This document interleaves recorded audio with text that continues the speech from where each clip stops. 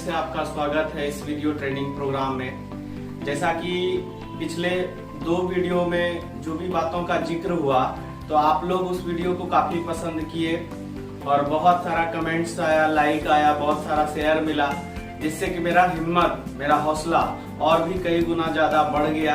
इसलिए जो कल का हमारे देश के जो प्रधानमंत्री हैं माननीय श्री नरेंद्र मोदी जी, उनका जो कल का भाषण था देश के नाम, देश को जो वो संबोधित कर रहे थे, तो ये बहुत ही इम्पोर्टेंट भाषण था हमारे देश के लिए और उस भाषण से हम लोग बहुत सारा चीज सीख सकते हैं। जैसा कि आप देख रहे हैं बोर्ड पे, यहाँ पर सबसे टॉप पे लिखा हुआ है, you can learn from Modi ji how to lead your team successfully.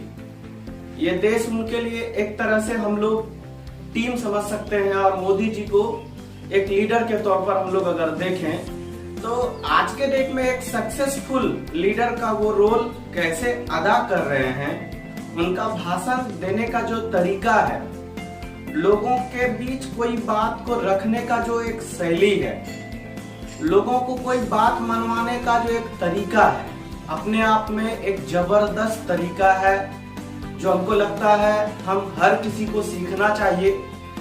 ना सिर्फ कि एक लीडर को सीखना चाहिए, बल्कि अगर आप कोई छोटा मोटा बिजनेस कर रहे हैं तो आप उनसे कुछ सीख सकते हैं, कोई बड़ा बिजनेस कर रहे हैं तो कुछ सीख सकते हैं, कोई संस्था चला रहे हैं तो भी सीख सकते हैं, अगर घर का एक मुखिया है तो आप सीख सकते हैं, आप अगर स्टूडेंट हैं फिर भी आप सीख सकते हैं, क्योंकि हम आज स्टूडेंट हैं लेकिन अपकमिंग टाइम में हम भी अपने घर का मुखिया होंगे।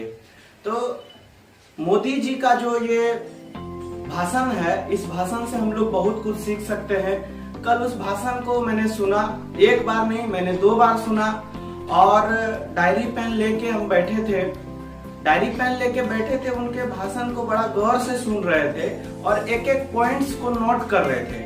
हालांकि उनका भाषण मेरे ख्याल से 37-38 मिनट का था, बहुत सारी बातों को उन्होंने छुआ, टच किया, लेकिन मैं सारी बातों का जिक्र नहीं करता।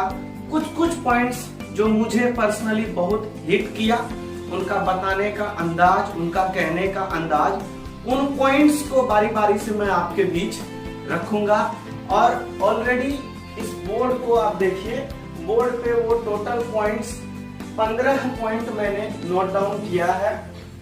यहाँ पर आप देख सकते हैं कि जैसा कि मैंने यहाँ पर लिखा है, आज का विषय मोदी जी का राष्ट्र को संबोधन का विश्लेषण। जो वो संबोधन किए उसका विश्लेषण करेंगे। विश्लेषण नहीं कर सकते हैं, बल्कि हम ये कर सकते हैं कि उनके भाषण से हम लोगों के लिए क्या है कि हम लोग क्या सीख सकते हैं। अपने आप में एक बहुत बड़ी बात होती है, इतनी बड़ी महामारी जिसमें पूरा दुनिया तबाह है, लेकिन मुझे लगता है कि मोदी जी का जो नेतृत्व है, जो उन्होंने काम किया है अपने देश में, ये पूरे विश्व स्तर पर एक चर्चा का विषय है।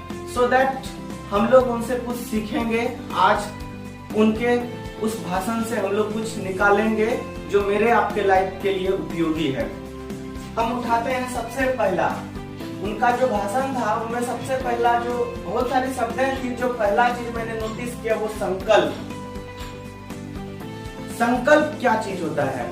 लाइफ में आगे बढ़ने के लिए, कामयाब होने के लिए संकल्प लेना बहुत जरूरी है। संकल्प को अगर हम साधारण भाषा में कहें तो वह है जिद। किसी भी चीज को पाने के लिए जब तक हम संकल्पित नहीं होंगे, ठानेंगे नहीं, तब तक हम अपने जीवन में कामयाब नहीं हो सकते हैं। वो देश के सामने आए और संकल्प की बात को कहे। जैसे ही हम किसी चीज की संकल्प की बात करते हैं, उस संकल्प में यूनिटी आ जाता है, एकता आ जाता है। इसलिए अगर हम कोई भी टीम वर्क कर रहे हैं, खुद को संकल्पित होने की जरूरत है और उस संकल्प में कैसे अपने टीम को जोड़ें, इस बात का सबसे ज्यादा महत्व हो जाता है। अगर आप अपने परिवार का मुखिया हैं, तो आपके परिवार को सफल बनाने के लिए, परिवार कैसे सफलतापूर्वक डेवलप करें, परिवार का मतलब सिर्फ घर में जो 10 मेंबर हैं सिर्फ उससे मतलब नहीं है। अगर आप किसी संस्थान का मॉनिटरिंग कर रहे हैं, अगर आप किसी कोचिंग का डायरेक्टर हैं, टीचर हैं, तो आपका वो एक परिवार है। अगर आप कोई बिजनेस छोटा मोटा चला रहे हैं, वहाँ 10 स्टाफ है, वर्कर्स हैं, तो उसके लिए आप उस परिवार का मुखिया हैं, तो जरूरी है कि वहां पर एक संकल्प होना चाहिए और वो संकल्प अपने उस परिवार के हर सदस्य को हम समझाएं। तो पहला ये पॉइंट था। दूसरा है जिम्मेदारी। एक परिवार का मुखिया होने के नाते वो जिम्मेदारी शब्द को समझाए और कितनी आसानी से ये जिम्मेदारी की बात कहे, और साथ ही ये जिम्मेदारी हमारे देश के 130 करोड़ लोगों पर ट्रांसफर कर गए। वो मीन्स वो कोई भी काम को अपना काम नहीं, सरकार का काम नहीं, बल्कि 130 करोड़ देशवासियों का ये काम है। इस बात को वो आसानी से लोगों में पिला देते हैं।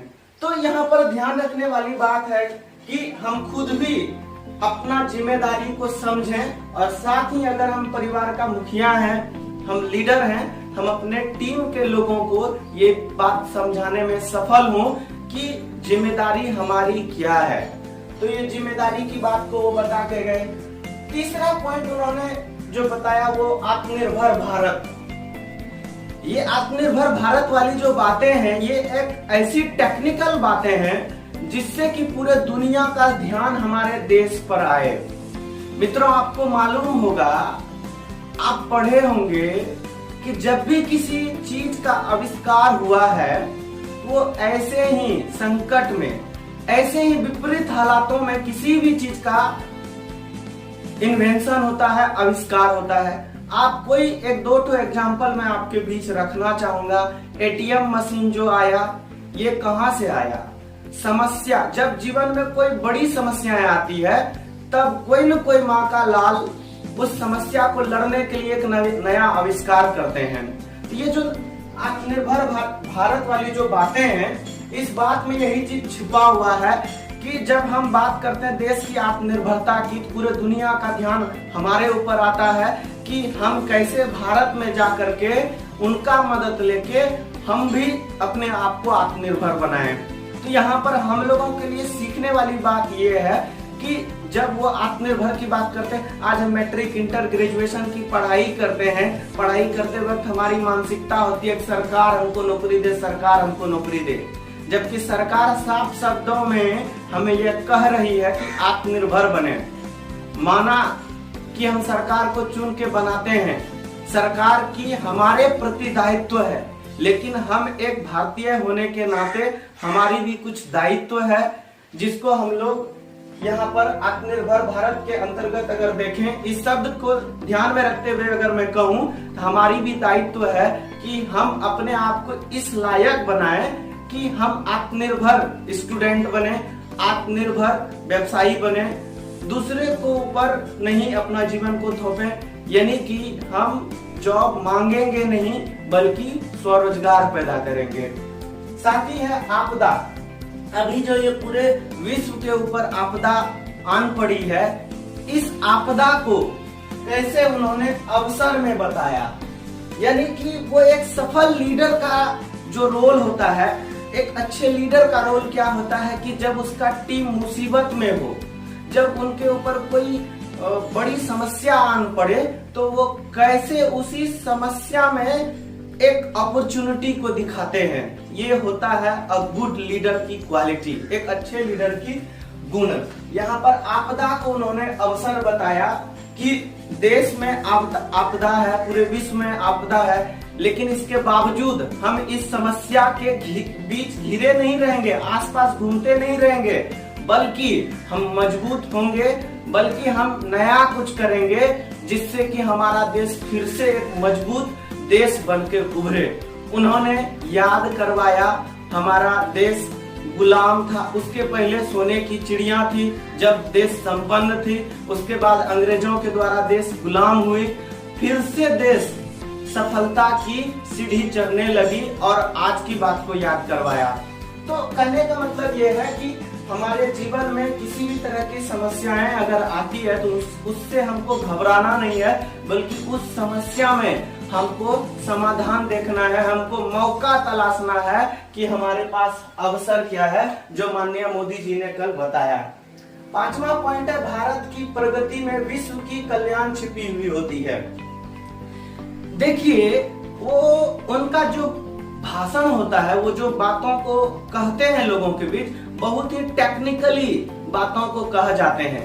यहाँ पर आप शब्दों पर गौर करिए, भारत की प्रगति में विश्व की कल्याण छिपी हुई होती है। तो वो जब अपनी तरक्की की बात करते हैं, हम सिर्फ अगर अपने तरक्की की बात करते हैं तो वहां पर हम सेल्फिश हो जाते हैं। लेकिन जब अपने तरक्की में अगर विश्व की कल्याण की बात कर रहे हैं, इसका मतलब हम तो कामयाब हो ही रहे हैं और पूरे देश के कल्याण के लिए, मानव कल्याण के लिए हम भारतवासी सोचते हैं। उन्होंने 2-3 लाइन कहा भी था, वसुधैव कुटुंबकम, यानी कि हमारे यहाँ आने वाले हर जो गेस्ट होंगे वो हमारे लिए कुटुंब के समान होंगे, मेहमान के समान होंगे। यानी कि वो इस बात को लेकर के पूरी दुनिया को इनवाइट कर दिया कि आप हमारे देश में आइए, स्वागत है हमारे देश में आपका, हमारे देश के साथ मिलके आप अपनी तरक्की को और सशक्त और मजबूत कर सकते हैं। सो माय डियर फ्रेंड्स, जब भी हम एक मुखिया के तौर पर अपनी तरक्की, अपने सक्सेस की बात करें तो उसमें यह जरूरी हो जाता है अपने टीम की तरक्की का बात को कहना और करना और जोड़ना। सो ये सीख थी इस पॉइंट में। उसके बाद छठा नंबर पॉइंट है 130 करोड़ देशवासियों का संकल्प। यानी ये जो संकल्प की बात वो कहे, जैसा कि मैंने ऊपर में भी टच किया, ये 130 करोड़ का संकल्प की बात को पहले उन्होंने कहा और फिर इस संकल्प को कैसे अपने देशवासियों के ऊपर इस चीज को दे दिया, ताकि ये जो देश को आगे बढ़ाने वाली बात है, ये सिर्फ सरकार की नहीं है, बल्कि यहाँ पर इस देश में रहने वाले हर उन नागरिक का ये संकल्प बन गया। यानी कि मोदी जी का जो काम है वो बहुत आसान हो जाता है जब वो अपने काम को लोगों में बांट देते हैं। इसको कहा जाता है एम्पावरमेंट। यानी कि जैसा हम हैं वैसा ही हम अपने टीम को तैयार करें। जो भावना मेरे अंदर में है अपने देश को लेकर के, अपने परिवार को लेकर के, वही भावना हमारे हर उन टीम मेंबर्स के अंदर होना चाहिए, परिवार के हर सदस्य के अंदर होना चाहिए। उसके बाद है 7वां पॉइंट, देश को सोने की चिड़िया से लेकर गुलामी और आज की बात याद कराई, जो एक गुड मोटिवेटर की पहचान होती है। एक टीम लीडर होने के नाते हम अपने टीम का एक मोटिवेटर भी होते हैं। इसलिए ये जरूरी होता है कि जब हमारा देश संकट में है, जब हमारी टीम मुसीबत में है, मानसिक रूप से आज अपने देश में स्थिति क्या है, हर कोई मानसिक रूप से डिप्रेशन का शिकार हो रहा है। हर किसी के अंदर में जॉब, नौकरी छूटने की डर है। हर किसी के अंदर, किसी के पास अगर कर्ज है तो वो कर्ज कैसे देंगे, हर कोई आज के डेट में डरे हुए हैं, हर एक व्यक्ति। लेकिन मोदी जी एक गुड लीडर होने के नाते उन्होंने अपने टीम को मोटिवेट कराया, बीती हुई संघर्षों को याद दिला करके। कैसे, वो बताए कि जब देश सोने की चिड़िया हुआ करती थी, उसके बाद फिर भारत अपना गुलाम हो गया। कई सालों तक अंग्रेजों का शासन रहा अपने देश के ऊपर, लेकिन फिर हम उनसे आजाद हुए और फिर हम अपनी सफलता की सीढ़ी चढ़ते चढ़ते आज इस जगह पर पहुंचे। लेकिन फिर आज हमारे जीवन में कोरोना रूपी महामारी आया है, जो कोरोना वायरस पूरे देश को क्षति पहुंचाया, नुकसान किया। लेकिन फिर हम मजबूत होंगे, फिर हम उठेंगे, फिर हम दौड़ेंगे, फिर हम आसमान में अपने पंखों को फैलाएंगे। उन्होंने अपने देश के 130 करोड़ देशवासियों को मोटिवेट किया इस तरीके से। उसके बाद 8वां नंबर पॉइंट है, अपने संघर्ष की कहानी याद कराई कच्छ भूकंप की बात को करके। यहाँ पर वो सिर्फ दूसरे का एग्जाम्पल नहीं दे रहे हैं, बल्कि खुद अपने जीवन में जो उन्होंने संघर्ष को झेला है, जो तकलीफों को उन्होंने झेला है, देखा है, उन तकलीफों को हमारे बीच उन्होंने बताए कि देखिए इस तरह की कच्छ में जो भूकंप हुई थी, जिससे कि नजर भर मलबा ही मलबा दिख रहा था, पूरा जल जीवन अस्त व्यस्त हो गया था। उन बातों को वो बता करके लोगों को ये याद करवाए कि जीवन में इस तरह की समस्याएं पहले भी आई थी, लेकिन इन समस्या से हम लोग उभरे, आज हम लोग फिर से मजबूत हुए, फिर आज हमारे पास समस्या है, फिर हम लोग इस समस्या से जीत जाएंगे। अंग्रेजी में एक कहावत भी है, वी शैल ओवरकम समडे, हम कामयाब होंगे एक दिन। इस तरह से 9वां पॉइंट है, ठान लेंगे तो मुश्किल नहीं। उन्होंने बताया कि अगर हम ठान लेंगे, मुश्किल नहीं है देश की अर्थव्यवस्था को फिर से मजबूत करना, अपने घर की आर्थिक स्थिति को मजबूत करना। अभी समस्याएं क्या है लोगों के पास में? जिनके पास जो बचत पैसा था वो खत्म हो गया, जिनके पास बचत नहीं था वो कर्ज में चले गए। आज पूरे देश में विभिन्न प्रकार की आर्थिक समस्याएं आज उत्पन्न हो रही है। लेकिन अगर हम, उन्होंने क्या बताया, अगर हम ठान लेंगे तो मुश्किल नहीं है फिर से वो कामयाबी वाला दिन आ पाना। इसके बाद है 10वां नंबर पॉइंट, 5 पिलर की बात उन्होंने कहा। देखिए उनका जो स्पीच होता है वो एकदम टेक्निकल तरीके से बात करते हैं और पॉइंट वाइज पॉइंट को हाईलाइट करके बात करते हैं, ताकि लोग जो उनको सुन रहे हैं, अगर हम एक वक्ता है, एक स्पीकर हैं, उनसे ये सीखा जा सकता है। अगर हम एक वक्ता हैं, स्पीकर हैं, ट्रेनर हैं, तो अपनी बात जब हम अपने लोगों को बता रहे होते हैं, ऑडियंस को हमको कुछ सिखाना होता है, तो हम पॉइंट करके उस बात को बताएं ताकि बातों का असर कई गुना बढ़ जाए। उन्होंने 5 पिलर की बात कही, फिर उस 5 पिलर को बारी बारी से उन्होंने बताया। पहला पिलर उन्होंने बताया इकोनॉमी। इकोनॉमी में 2 बात उन्होंने कहा, एक है इंक्रीमेंट चेंज नहीं लाना है।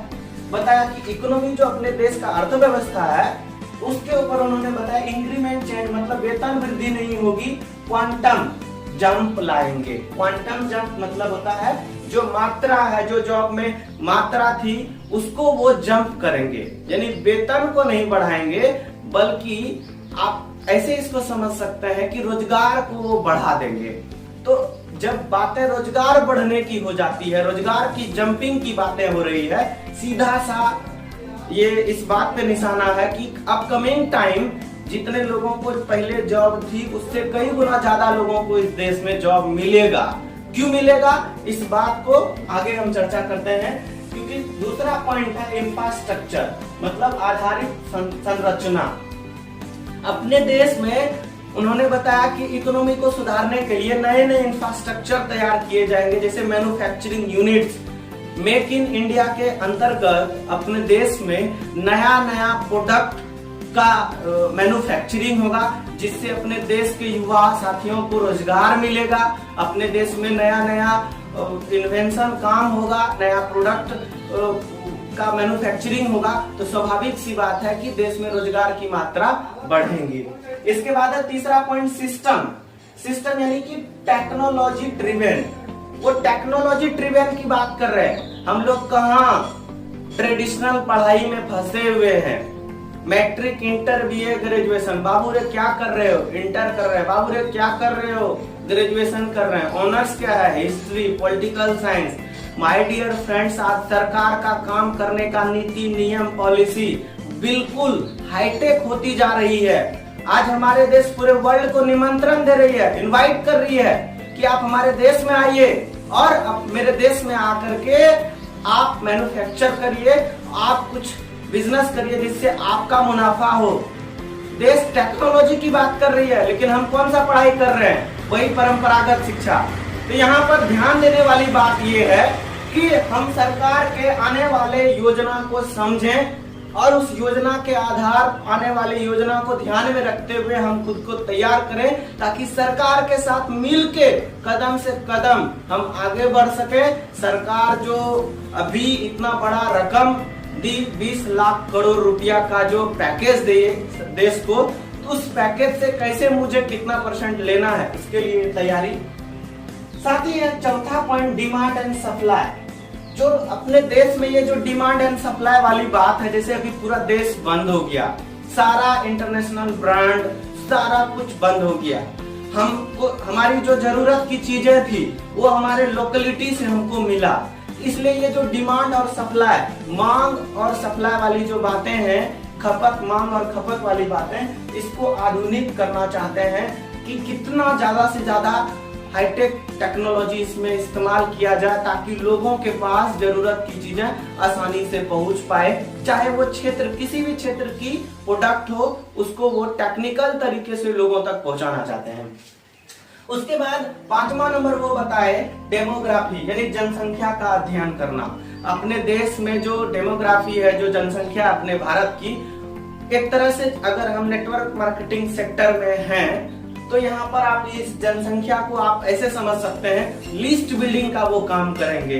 लिस्ट बना करके लोगों को आइडेंटिफाई करेंगे कि अपने देश में कितने जनसंख्या है और टारगेट करेंगे कि किस वर्ग के लोगों को किस तरीके से अपने इस योजना में उपयोग करेंगे, कैसे इसका इस्तेमाल करेंगे।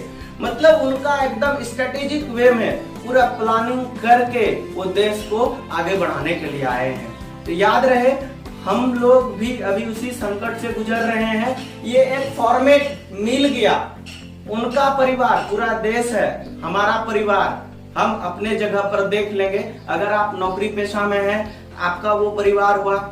अगर आप कोई छोटा मोटा बिजनेस चला रहे हैं तो वो भी आपका एक परिवार है। अगर आप किसी संस्थान में हैं तो वो आपका एक परिवार है। अगर आप स्कूल का हेडमास्टर हैं तो वो एक परिवार है। अगर कोई विधायक हैं, उनका जो क्षेत्र है, संसदीय क्षेत्र, वो उनका परिवार है। ये एक पूरा स्ट्रक्चर मिल गया। इसी स्ट्रक्चर को अपने अपने क्षेत्र में लगा के हम मोदी जी की तरह अपना नाम को और मतलब अपने नाम को और बड़ा कर सकते हैं और एक अच्छा लीडर का भूमिका निभा सकते हैं। तो यहाँ पर 10 नंबर पॉइंट में जो 5 पिलर की बातें थी, सभी टॉपिक पे बातें क्लियर हो गई पॉइंट्स पे। इसके बाद है 11वां नंबर पॉइंट, आर्थिक पैकेज। कोरोना संकट में एक मुखिया के तौर पर उन्होंने आर्थिक पैकेज दिया। माय डियर फ्रेंड्स, याद रहे ये बातें उन लोगों को बहुत कुछ सिखाती है जो जिनके पास 10-20 स्टाफ है, जो किसी बिजनेस का ओनर है, आपके पास 10-20 स्टाफ है, तो आपके पास वो सालों साल से आपके बिजनेस को बढ़ाने में उनका बहुत बड़ा रोल रहा होता है। मालिक तो ऊपर में बैठे हुए होते हैं, लेकिन उस बिजनेस को कौन चलाते हैं? लेबर, वर्कर, उसमें काम करने वाले हर एम्प्लॉय, नीचे स्तर से लेकर ऊपर स्तर तक, उन्होंने अपने दुख सुख को, उनके लाइफ में बहुत सारी परेशानियां होने के बावजूद वो सप्ताह का 7 दिन, महीना का 30 दिन वो ड्यूटी करते हैं। तो क्या ये हमारी ड्यूटी नहीं बनती है कि हम इस संकट घड़ी में उनको जॉब से नहीं निकालें, बल्कि उनको एक अच्छा सैलरी दें, जैसे कि हमारे देश के प्रधानमंत्री ने एक अच्छा लीडर होने के नाते दिया। तो ये चीज हम सीख सकते हैं। अगर हम इस जगह पर आर्थिक कुछ पैकेज का घोषणा करते हैं अपने अपने स्तर से, तो हमारा जो वर्क फोर्स है, जो हमारा स्टाफ है, एम्प्लॉई है, तो वो हमारे साथ इमोशनली जुड़ जाते हैं। साथ ही ये चीज हम इस पॉइंट से सीख सकते हैं। इसके बाद 12वां नंबर पॉइंट है जैम। जैम को उन्होंने बताया जनधन योजना, आधार और मोबाइल, यानी ये जो आर्थिक पैकेज है, इस पैकेज ये पैसा को कैसे लोगों तक वो पहुंचाए या पहुंचाएंगे जैम के माध्यम से। जनधन, आधार और मोबाइल, ये जो उनका जैम का प्लानिंग है, ये पहले से ही उनका एक टेक्नोलॉजी डेवलप था। तो यहाँ पर हम लोग इस पॉइंट से ये चीज सीख सकते हैं कि हम लोग भी कुछ ऐसा टेक्नोलॉजी, कुछ ऐसा सिस्टम तैयार करें अपने टीम के लिए कि कुछ भी अगर प्रॉब्लम, समस्या की घड़ी में अगर हम लोगों के साथ जुड़ना चाहते हैं, उनको कुछ देना चाहते हैं, तो झट से उन तक हम पहुंच पाए, जैसे कि मोदी जी लोगों तक पहुंच पाते हैं। उसके बाद है 13 नंबर पॉइंट की मुश्किल समय में निचले तबके के को याद किया और उनके त्याग को सम्मान किया। अभी जैसा कि हम सब लोग जान रहे हैं कि मुश्किल की घड़ी है, इतनी बड़ी समस्या है, और आज के डेट में हर किसी को अपने जान की परवाह है, फिक्र है, डर है, साथ ही उनका रोजगार जाने का फिक्र है, क्योंकि बहुत सारे लोगों का जा भी चुका है। इस मुश्किल घड़ी में वो अपने निचले स्तर के लोगों को याद किए, उनके त्याग को वो सम्मान दिए, रेस्पेक्ट किए।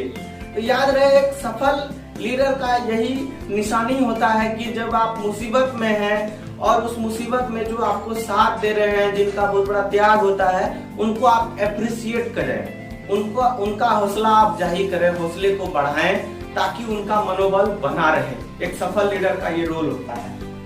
14 नंबर पॉइंट है लोकल से ग्लोबल ब्रांड। ये जो लोकल से ग्लोबल ग्लोबल ब्रांड की बात है, उनका जो ये सारा भाषण था अपने देश की अर्थव्यवस्था को सुधारने को ध्यान में रख करके इस समस्या से कैसे उभरेंगे इस बात को ध्यान में रखते हुए जितनी भी पॉइंट्स है, हर पॉइंट्स का अगर विश्लेषण आप देखें तो आपको एक ही चीज समझ में आएगा, देश की तरक्की की बात, भारत की अर्थव्यवस्था कैसे सुधरेगी, लोगों को रोजगार कैसे मिलेगा, इन बातों का जिक्र हर पॉइंट्स में आपको दिखेगा। जैसे कि हम लोकल से लेकर ग्लोबल ब्रांड की बात किए, वो बताए कि आज के डेट में अगर आप किसी ब्रांड को ग्लोबल रूप में देख रहे हैं तो वो ग्लोबल कैसे बना, वहाँ के लोकल लोगों ने उसको यूज किया, प्रचार किया, इतना इस्तेमाल किया, इतना प्रचार किया कि वो लोकल जो कभी लोकल था जिसको आज हम ग्लोबल रूप में देख रहे हैं, वर्ल्ड स्तर पर देख रहे हैं। उनका सीधा सीधा देश के जनता के साथ ये कहना था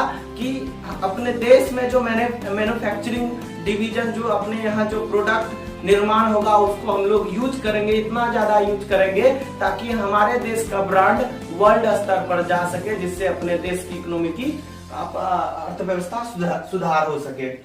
साथ ही है 15 नंबर पॉइंट, लास्ट पॉइंट, कोई बात मनवाने के लिए ऑर्डर नहीं आग्रह करते हैं मोदी जी।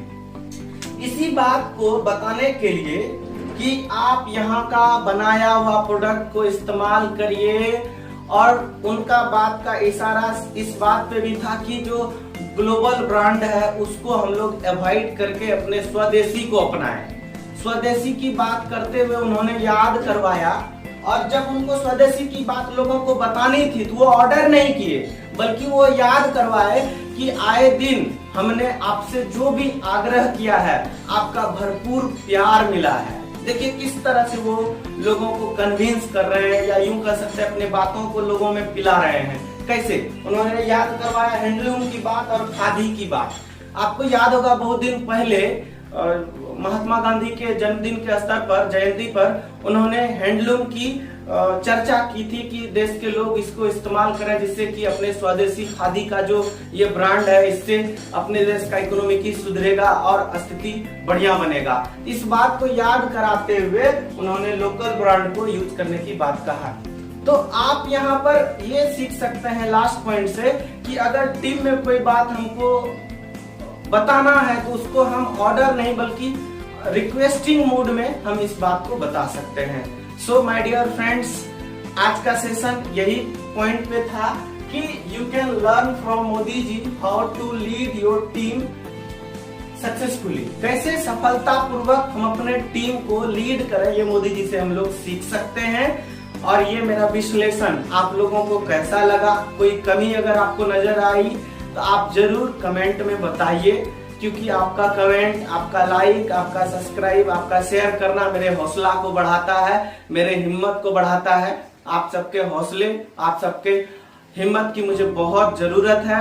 बहुत प्रयास, आपको मैं बता दूं रात में उनका स्पीच सुनने के बाद 12 बजे तक मैंने डायरी पेन पर इस पॉइंट्स को वीडियो में देख करके नोट किया, तैयार किया, और अभी आपके साथ मैं इस बात को रख रहा हूँ। इसलिए आप सबसे हाथ जोड़ के विनती है कि आप जरूर कमेंट में अपने विचार को व्यक्त करिए, और इस वीडियो को जितना ज्यादा से ज्यादा आप शेयर करिएगा उतना ज्यादा मुझे लगेगा आपका साथ है।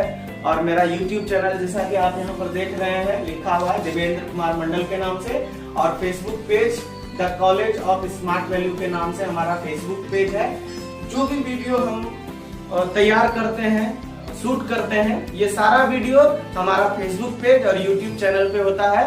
इसलिए आप सबसे रिक्वेस्ट है आप दोनों ही जगह पर हमको फॉलो कर सकते हैं। धन्यवाद हृदय से। आप सबका कुछ गलती हुई हो तो उसके लिए मैं माफी चाहता हूँ, क्योंकि हम कोई एक्सपर्ट नहीं है, लेकिन मेरा दिल बोलता है।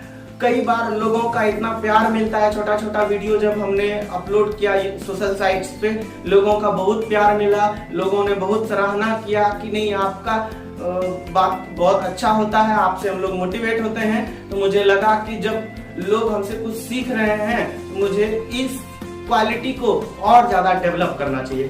Thank you so much, love you all.